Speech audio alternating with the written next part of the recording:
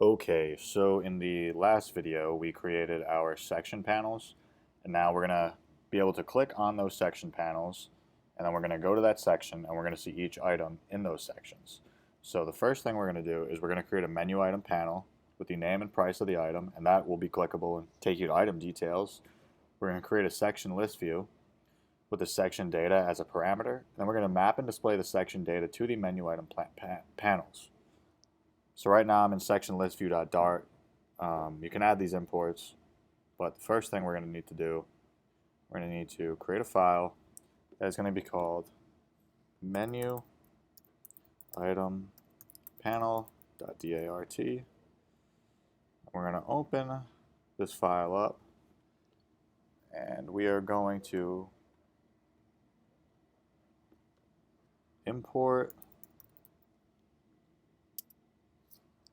package Flutter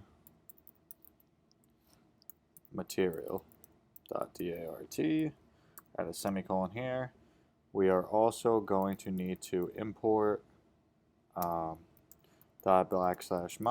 \item.dart to make our item object, our item class, available to us. Then we are going to create a stateless widget.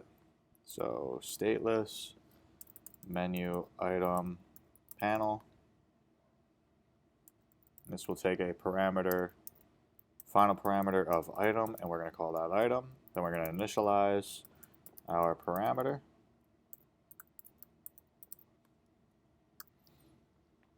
And then we are going to return a material panel, which we actually also need to import. So let me add a semicolon here. And so import material panel. Where were we? So we're just reusing the panel we built earlier for the section thing. So reusable widgets, yay! Our color is going to be colors.white. Our side color is going to be colors.deep orange. Our child is going to be a widget of type row.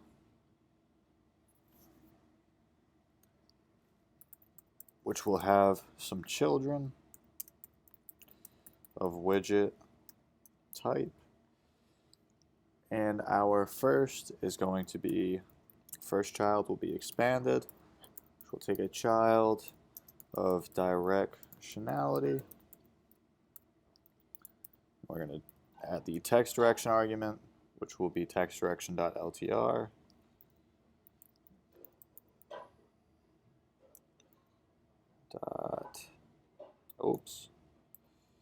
Text direction dot ltr. Let me make this screen bigger.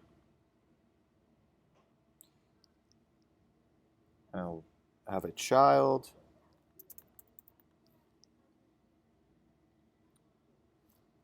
of text, the item dot name, and later we will fill in the style for that text. So as you can imagine, menu items are of their length. The name of the item will be of varying length. So to fit everything nice and neat inside the row, we use the expanded widget and the directionality widget as a child. It just makes everything easier for us. The next thing we are going to do is we're going to add our second child, which will be a directionality. So we'll just copy this directionality. Command C, Command V, on Mac OS at least. And we're going to, instead of item.name, we're going to do item.price dot to string. And then our material panel will take an on pressed argument of nothing for now. And the next thing we need to do is we need to style this. So we're going to create a function, and it's going to be called Well, it's going to be of type text style. So we'll just call it menu item text. It's going to just return a text style. Need to add a semicolon here. So we'll do color.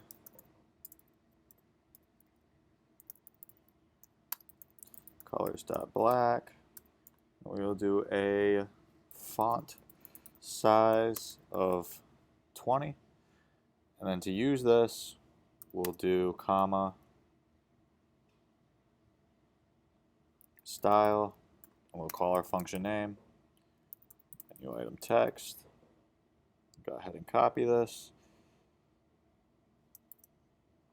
and add it up top. All right. So we reused our material panel to create our menu item card. We just changed the colors around and we changed the children around. Our function has yet to be used, and then we created a reusable text style, so we didn't have to write the text style out over and over again. We use that function over here. So the next thing we're going to do is we're actually going to create the list view to hold these menu item panels. So come over to section list view.dart, which is the file I was at in the beginning. I didn't create this, so you need to create it yourself. So we did this, so we'll just X out of that, and then we will come over to section item list. And what we're going to do, we're going to create a stateless widget. I don't know if we'll get to this today, but maybe we will. So we'll do stateless section list view, and then we are going to return a, well, let me set the parameters. So we're going to take an argument of section data. We're going to call that data. Then we're going to do section item list this data to initialize our stuff, and we're going to return a scaffold,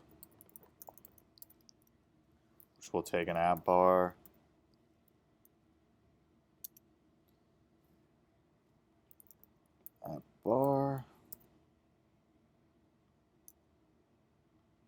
and then we will have our body down here, which will be a list view. And then we'll have padding, edge, insets.ball with 2.0, double as an argument. Then our children, we will leave blank, but we'll fill it in a little bit. Let's start filling in our app bar. So the title is going to be text. We're going to do our section name. So we do this dot data dot section. Oh, no. This dot data dot title.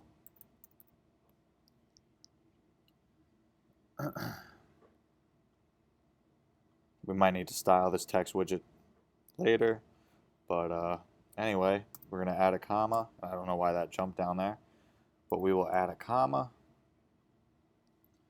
And what we're going to do is we're going to add some leading and a action widgets. So leading is a button that will appear in the top left corner of the app bar, and that's just going to be a back button for now.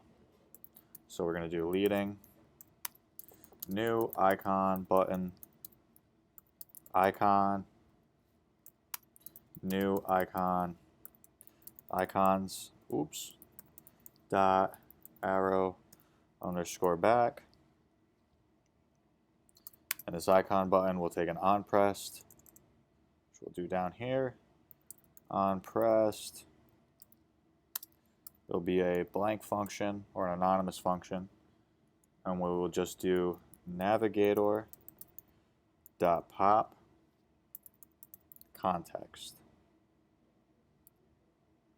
Oops, I deleted that. Add a semicolon here and go like that.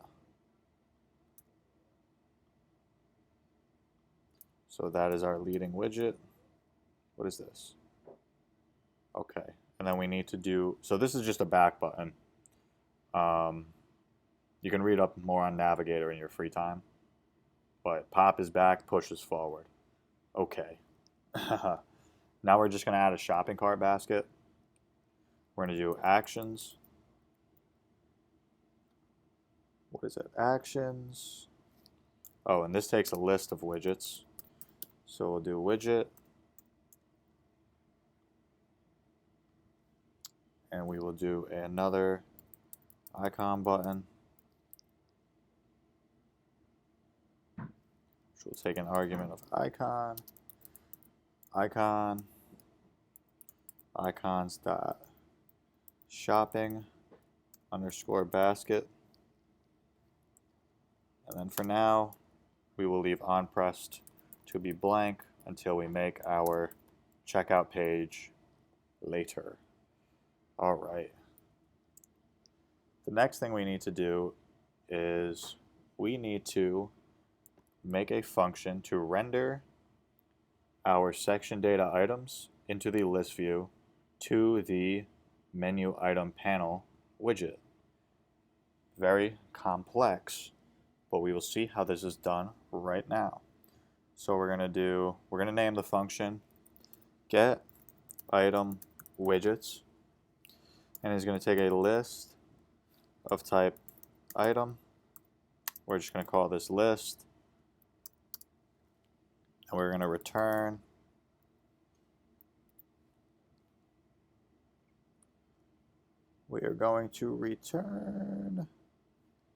list.map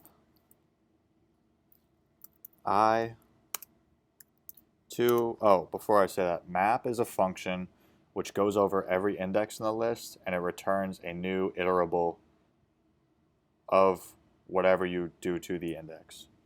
So we're going to provide a directionality. Actually, oh yeah, we do need to do this. So text direction, text direction dot LTR, and then our child will be menu item panel. And we just pass in our I. So map, you go over everything in the list. So I represents the index that you are at. So for every index we're at, we're going to create a new directionality widget. And then inside of the child of the directionality widget, we're going to call menu item panel, and then we're going to pass in the index of our list, which is an item. So if this makes more sense, we'll just call this item. There we go. And then the last thing you need to do is come over and then on our directionality widget, we need to do dot to list, which is just a function. So this is type iterable originally, then you need to convert it to list. I don't know why it goes from list to iterable to back. If I were making the language, I would just do from list to list. But I did not make the language, nor am I smart enough to do that as of now. So I can't complain. And then we're going to need to call the function by typing in its name and passing it a parameter. So we're going to do data.section. Let me see what I called it. Section data. Okay, I just called it items. Data, cancel that. We're going to do data.items. So that is that. So we learned some new dynamic, well, I don't even know what to call this, but we learned that we can use functions to render a bunch of widgets. So we have we have a list of items inside of our section data class. We're going to take those items, we're going to use the map function to iterate over them and do stuff with them, and put them into a menu item panel. And that is that. That is mapping. It's a lot like JavaScript map function. If you have any questions in the map function, just Google it. But anyway, in the next video, what we're going to do is we are going to, actually I think I can do that now. So what do I need to do? Section list view. Where does this come from? So we need to do section card. I need to add a function here. So inside of this function, give me 1 second. What we're going to do is we are going to push into our section list view. So we're going to do navigator.push context, comma, material, page, route, builder, context. We're going to take this, put some spaces there, do an anonymous function. We're going to do section item list, which I will probably forget to import. We're going to throw our data in there. All right. So now when we tap on our panels, we should be able to bring up the section item list view widget, and then we'll do the same thing for tapping on our items. But I did have to import something, and I'm already forgetting what it is. Section card. What did I need to import? Oh, section item. So this will be the last thing we'll do. Import. No, it's section list view. All right. So in the next video, I think we're going to be building an image carousel, and then we will, let me put that in here, to do next video, image carousel. Yeah, so in the next video we'll build an image carousel, and then the video after that we'll be building our item details page. All right. So that's it. Be sure to like, subscribe, and share. Check out my Ruby series. Check out my Python series. Check out my React series. And I'll see you next time. Thanks for watching.